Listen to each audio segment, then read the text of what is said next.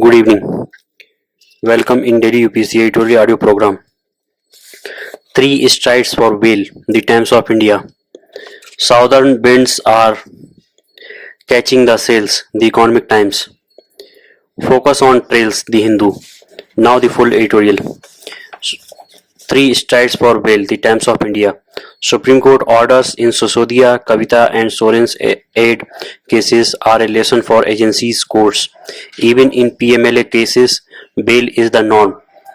Uh, Supreme Court reiterated this yesterday, releasing Soren's aid in a money laundering case, coming a day after Telangana politician K. Kavita secured bail in the Delhi liquor policy case, and days after Sisodia got bail. The three cases taken together are message enough for all courts and investigative agencies.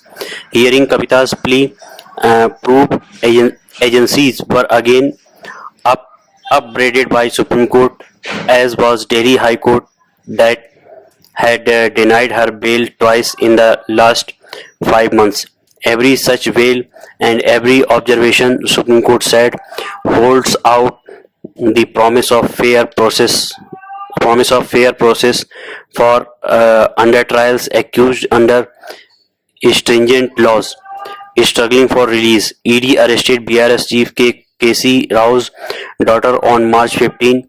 CBI arrested her on April 11 from Tihar jail. Supreme Court granted her bail in both cases and rebuked Delhi High Court single judge bench. Bail not trial. In resisting bail to Sisodia earlier and Kavita in the latest instance, prove agencies have attracted Supreme Court's ire on the quality nature of their investigation. In case after case, Supreme Court reiterates bail is a norm even under special laws, PMLA, UAPA, and PSA, among others. In Kavita's and Soren's aid cases, Supreme Court made 3 points to Delhi High Court and probe agencies. 1. Investigators cannot argue against bail basis evidence that would come into play only when trial begins. In neither Sisodia's case nor Kavita's nor yesterday did investigators demonstrate why bail must not be granted. Inference is not evidence, Supreme Court said. Evidence dodgy. Two agencies misplaced dodgedness to oppose bail even after their investigation was over. Prompted Supreme Court to caution that were its remark on the quality of evidence to be made part of the bail order. It would impact the trial. For instance, it questioned how approvers were made witnesses arbitrarily. Accused were being chosen and found no evidentiary merit in a phone being formatted months before arrest. Case law for bail. 3. Bailing Soren's aid. Supreme Court reiterated its August 9-point bailing Sisodia. It said PMLA's Section 45 that lays down twin conditions for bail does not rewrite the principle to mean that deprivation of liberty is the norm. Supreme Court's strong comments may not be seen as legal precedent, nor were they the deciding factor that secured Kavita's bail, but the purpose of such obiter dicta is lessons for police and especially high courts to consider when hearing bail pleas. Cause of investigation and justice are both served best when due process is followed. Southern winds are catching the sails. The Economic Times. Good good social infra key to foreign funds. Competition among states for competition among states for marquee foreign investments in manufacturing and services is confining itself to peninsular India, except NCR around Delhi, as the healthy wooing for Foxconn attention by Telangana, Andhra Pradesh and Karnataka implies shows investment inflows track ease of doing business apart from land acquisition, manpower availability and infrastructure. Coastal states are working on their access to maritime trade to plug into global supply chains. Cluster development pursued by individual states has been successful. This plays into the federal incentives for select manufacturing exports that require seeding the vendor ecosystem alongside scalable production. These factors are creating a self-reinforcing loop for foreign investment and industrialization. Improvements in logistics haven't yet allowed a laggard to make a severe dent in the attractiveness of leading states for foreign investors. Apart from fiscal incentives, Government of India is addressing infra deficit.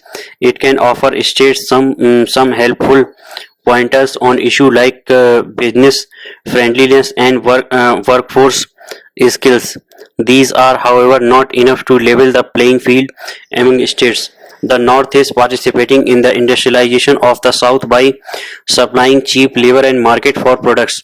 Northern states need to be much more creative to make up for their natural disadvantage in connectivity. In terms of resource endowment, they would have to work on their manpower advantage and proximity to internal markets. States have little to differentiate themselves for a foreign investor seeking to make India a global production base. There is no tax arbitrage available in a localization decision. Logistics costs are declining and electricity supply is uniform with creation of a national grid. GST has created a common tax structure. States thus need to compete on social infrastructure that promotes industrialization through enhanced outlay for health and education. This is where peninsular India is pressing its historical advantage and the North must catch up. Focus on trial. The Hindu agencies should shed fixation on keeping people in jail. The Supreme Court order granting bail to Bharat Rashtra Samiti leader K. Kavita does more than grant relief to a jailed politician. It brings under focus the ill-motivated tactic of using the judicial process and the power of arrest as a tool to hound political opponents. The charge that the Delhi government's liquor policy was formulated in exchange for crores of rupees to grant a favorable deal to a certain lobby is quite serious, warranting a thorough investigation and fair prosecution. However, the focus of the center and its agencies seems to be entirely on keeping some political figures imprisoned in the run up to the trial. In oral observations, a bench of Justice B.R. Gawai and K.V. Viswanathan has questioned the fairness of the investigation, especially because the agency has cited some of those apparently involved as witness while seeking pardon to some arrested suspects suspects so that they could testify as approvers after a spell during which the courts were uh, reticent to disregard the vehement objections by the prosecution to the grant of bail. The judiciary has now begun to see through the attempt to use the bail denying features of the Perversion of Money Laundering Act (PMLA) to keep adversaries in prison for long. The court had earlier granted bail to Delhi Chief Minister Arvind Kejriwal, still in jail in a CBI probe on the same allegations, and Deputy Chief Minister Manish Sisodia.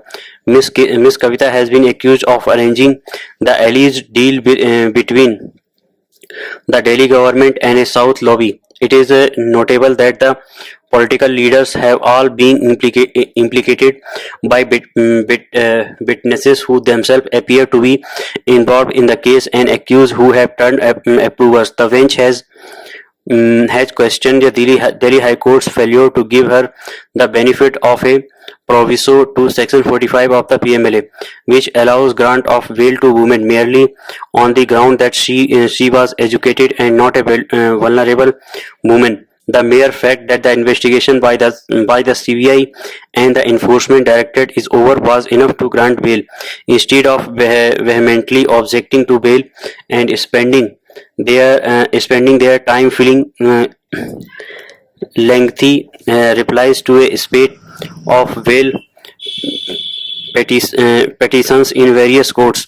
Prosecutors should concentrate on building a watertight case. They should now focus on opening the trial and concluding it within a reasonable time frame. The agencies concerned should remember that